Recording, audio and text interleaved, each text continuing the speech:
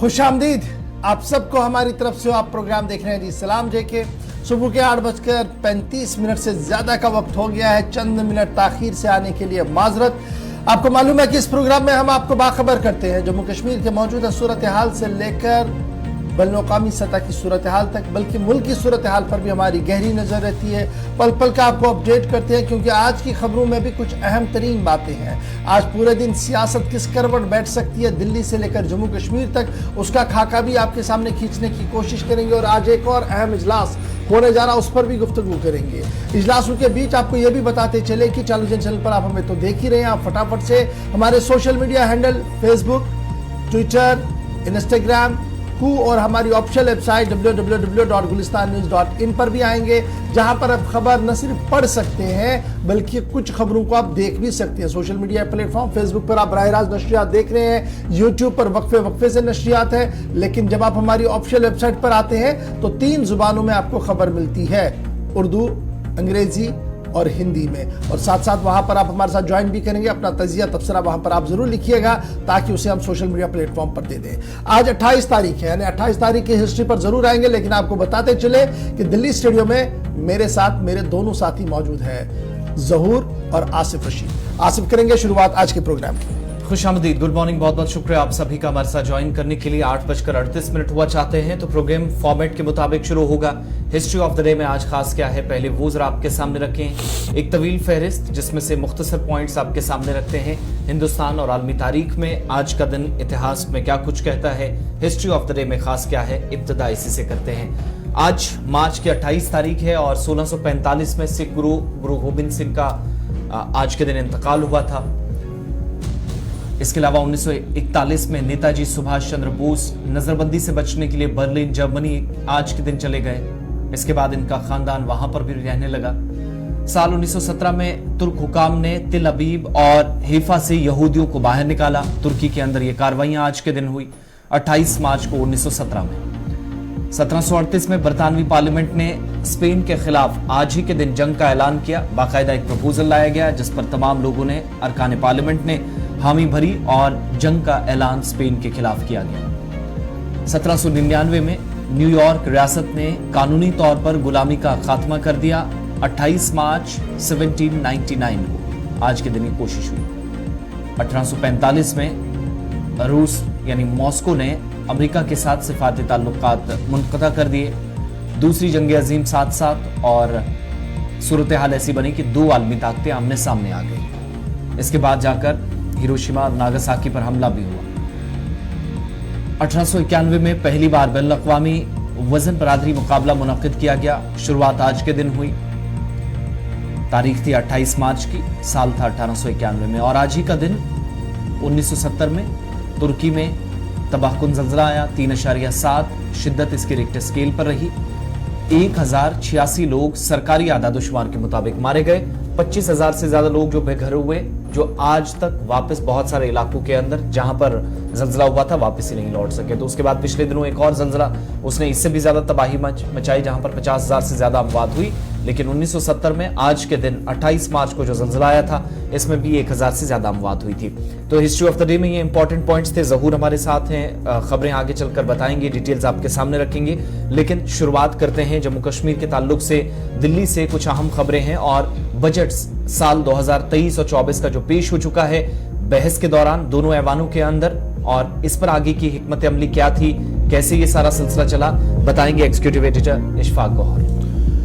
चलिए, बहुत शुक्रिया जी आसिफ आपका। सबसे पहले शुरुआत करते हैं जी बजट की, और बजट के हवाले से हम आपको ये इत्तला दे दें कि लोकसभा और राज्यसभा के अंदर बजट को मंजूरी मिली है। न तो लोकसभा के अंदर बहस हो पाई और राज्यसभा में तो बिल्कुल भी कोई मामला ही नहीं चला है। लेकिन बिना किसी सवाल के, बिना किसी काउंटर क्वेश्चन और बिना वजीर के खड़े होकर जवाब देने के जम्मू कश्मीर यूनियन टेरिटरी का बजट मंजूर हो गया है। 1.18 लाख करोड़ रुपए का बजट जो है वो अप्रूव हो गया। और उसके साथ साथ जो ग्रांट्स थे हमारे, वो भी कहीं ना कहीं सप्लीमेंट्री ग्रांट्स थे, उन्हें भी कल मंजूरी मिल दी है। और उसके फौरन बाद राज्यसभा की तरफ से वो बिल जो भेजा गया था वो वापस कर दिया गया है जी लोकसभा को। और अब लोकसभा की तरफ से नोटिफिकेशन जारी करने के बाद वजारत खजाना जो है वो इस सिलसिले में आगे की कार्रवाई करेंगे। राज्यसभा के अंदर कल बाज़ाब्ता तौर पर अप्रूवल मिल चुका है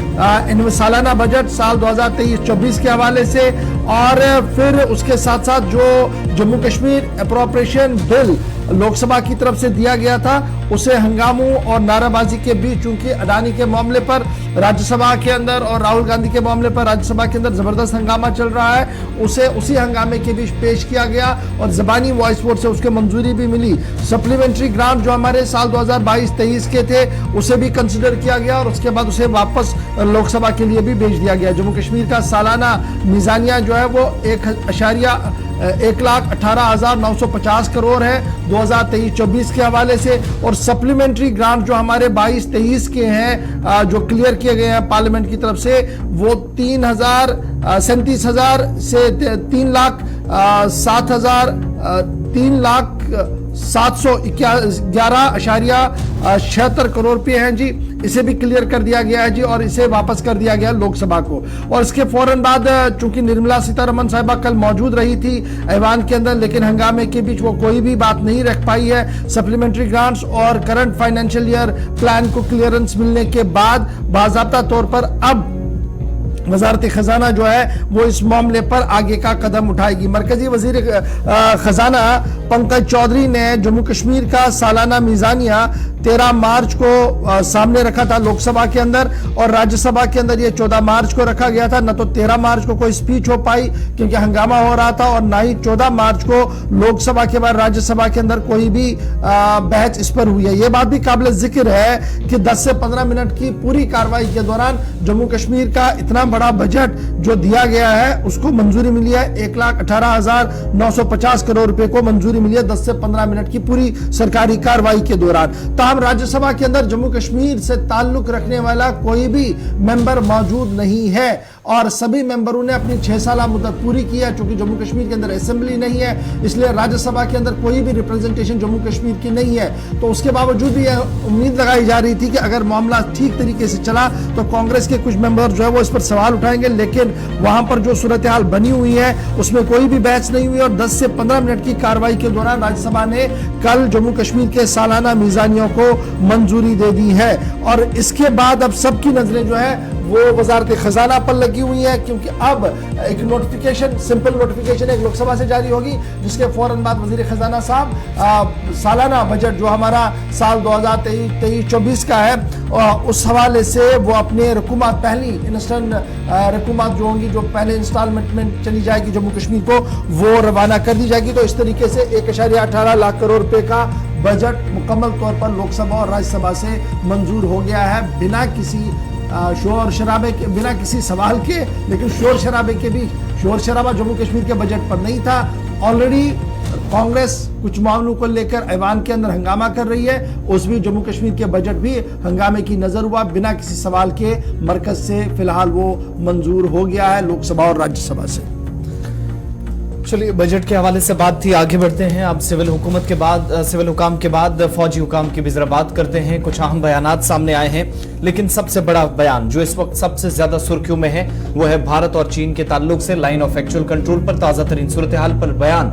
मुल्क के फौजी सरबराह जनरल मनोज पांडे का बयान आया है जिसमें 2-4 चीजें उन्होंने क्लियर की हैं। एक तो कि चीन की जानिब से जो लाइन ऑफ एक्चुअल कंट्रोल पर खिलाफ वर्जियां थी उसकी फिर वो तस्दीक करते नजर आए कि वो भी जारी हैं और जब तक वो खत्म नहीं होती, यानी सरहदों पर अमन जब तक बरकरार नहीं रहता तो शायद बीजिंग के साथ भी ताल्लुकात यकीनी बनाना या बेहतर बनाना थोड़ी सी कठिनाइयां या मुश्किलात होंगी।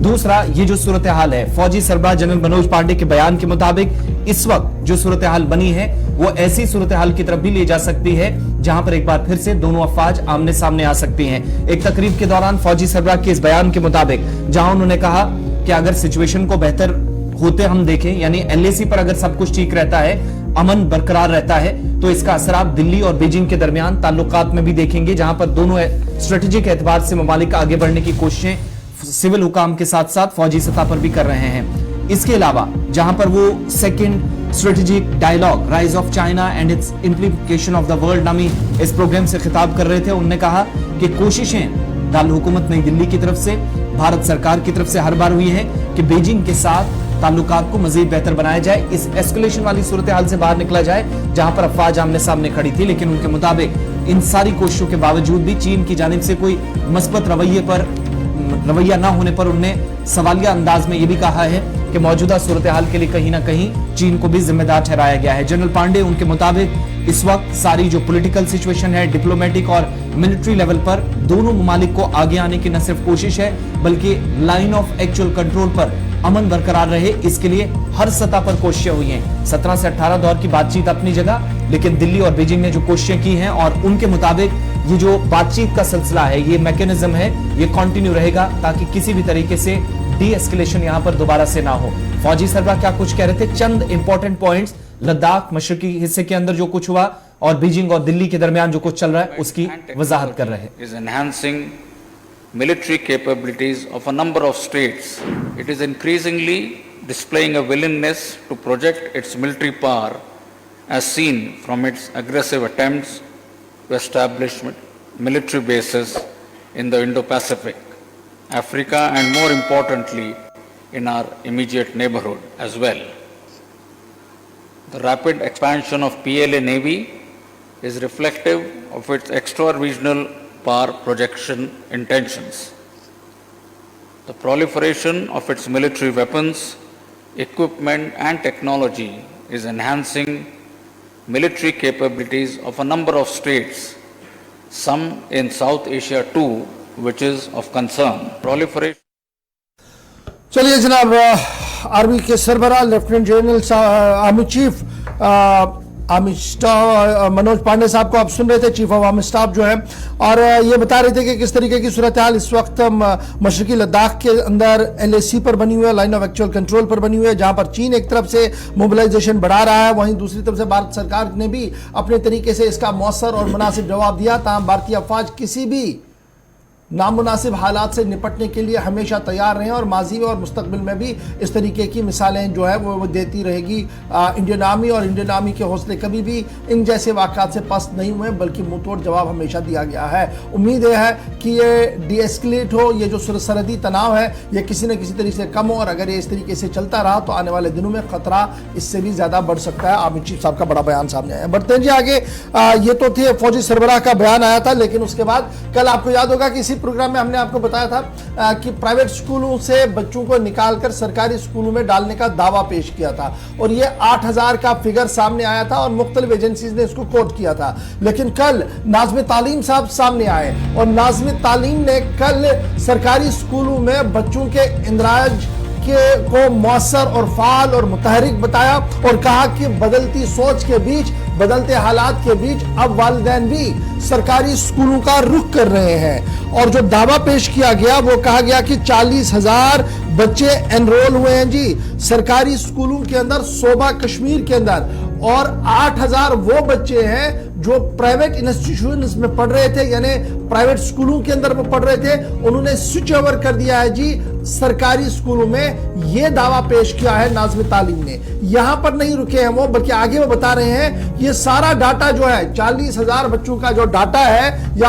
8000 स्पेसिफिक बच्चों का जो डाटा आप देखना चाहते हैं तो आप हमारी जी रियल टाइम जो हमारी ऑनलाइन सिस्टम है, जो सरकारी सिस्टम है, ऑनलाइन डेवलपमेंट सिस्टम जो है, उस पर पोर्टल पर आकर आप ये तमाम तर चीजें जो है वो देख सकते हैं। ऑनलाइन सिस्टम जिसे अडॉप्ट किया गया है real time enrolment of students के नाम से जम्मू कश्मीर इंतजामिया ने, उस पर लाइव डाटा जो है वो आ रहा है और उसी डाटे का हवाला उन्होंने कहा कि 40,358 नई एनरोलमेंट्स हुई है जी सरकारी स्कूलों में। और अगर कोई भी इस चीज को देखना चाहता है तो वो आके इस एनरोलमेंट को देख सकता है। सवाल उन्होंने सिविल सोसाइटी के सामने रखा। कल भी मैंने कहा था कि कुछ सवालात है जी।